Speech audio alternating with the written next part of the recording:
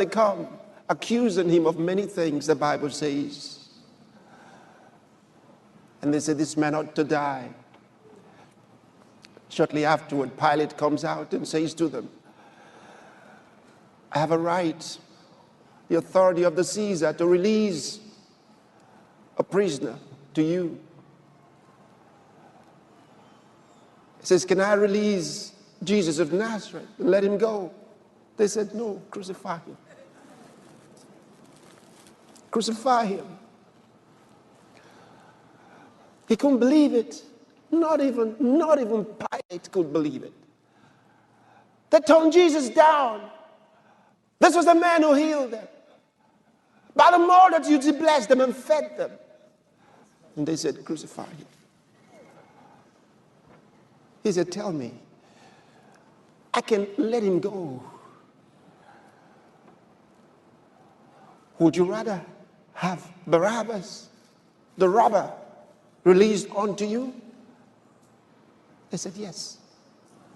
Release Barabbas in the place of Jesus. He said, I find no fault in this man. Not even the one who sat to judge him found fault with him. In spite of all the accusations, they found no fault in him. He said, I find no fault in this man. And Pilate was so shocked at what he saw. He washed his hands. He said, my hands are clean from the blood of this man. But I give him to you. Do with him as you choose. And they led Jesus away to be crucified. We thought we had seen a marvel. But wait, there was more. They put Jesus on the cross. Nailed him. The man that the Bible says they hated him without a cause. They found no fault with him. There was no reason to give him up. And they nailed him to that cross. With his limbs and his hands bleeding, they lifted the cross and put him there. Jesus was crucified. Judas is still waiting for Jesus to perform his miracle, jump off of the cross. The disciples are waiting. They're expecting maybe at the last moment he'll do this thing. Didn't understand. The prophets already spoke the words. Yes.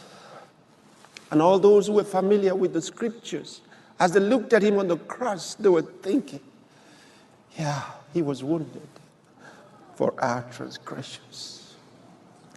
He was bruised for our iniquities. The chastisement for our peace was upon him. And with his stripes, we are healed. He said, all we like sheep have gone astray. We have turned everyone to his own way. The Lord had laid on him the iniquity of us all. Yes, he took our place on the cross. Is Jesus coming down from the cross? No, he's not. Judas can't take it now. He's waiting for Jesus to come down from the cross, but he doesn't. And Judas is looking for salvation now. What can I do? He's thinking, who can bring him down? But he'd been paid 30 pieces of silver to sell Jesus. He rushes to the priest and says, please let him go, let him go. They said, no, we can't let him go. He drops the money.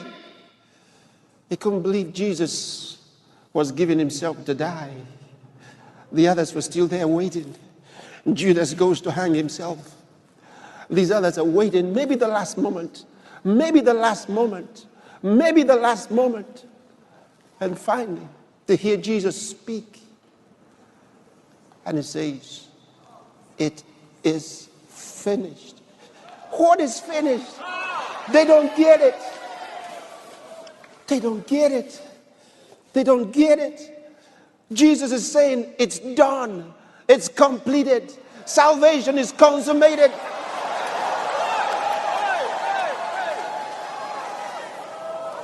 Is it real? Is he giving himself? Okay, if it's finished, come down. No, it's not over. Jesus cries out on that cross and says, Father, into your hands I commend my spirit. His head drops. He's dead. Is he gone? The one who opened blind eyes is dead? Yes.